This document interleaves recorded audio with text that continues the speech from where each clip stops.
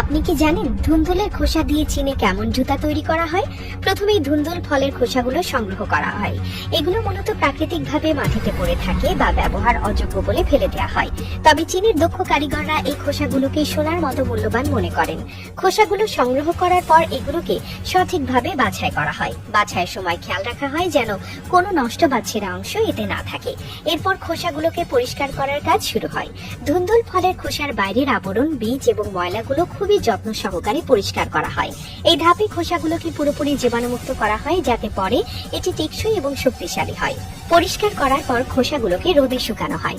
তবে এখানে গুরুত্বপূর্ণ বিষয় হলো খোসাগুলোকে এমন ভাবে শুকানো হয় যেন এগুলো কাঠের মতো শক্ত হয়ে যায়।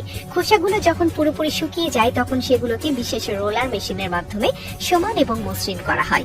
এই ধাপে খোসাগুলোকে সঠিক আকার দেওয়া হয় যা পরবর্তী ধাপে ব্যবহার করা সহজ হয়। মসৃণ করার পর খোসাগুলোকে বিভিন্ন সাইজে কেটে নেওয়া হয়।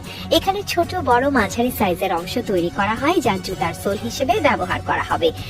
কাটা অংশগুলোকে আরো মজবুত করার জন্য শক্ত ফ্যাব্রিক বা কাপড় দিয়ে মুড়ে দেওয়া হয়। এটি সোলকে স্থায়িত্ব দেয় এবং পরে ব্যবহার করার সময় আরামদায়ক করে তোলে।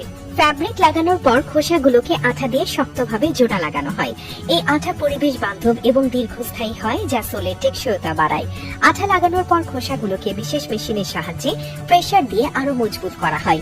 এতে সোলটি আরো শক্তিশালী হয় এবং অনেক বেশি টেকসই হয়। এরপর এই সোলগুলোর উপর জুতার অন্যান্য অংশ জোড়া লাগানো হয়।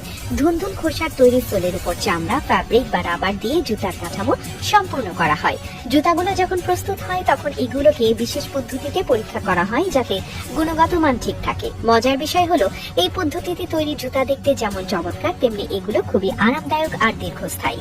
ধুন্দুল ফলের মতো একটি প্রাকৃতিক উপাদান যা সাধারণত অবহেলিত, তা দিয়ে এমন কিছু তৈরি করা সত্যিই অনুপ্রেরণাদায়ক।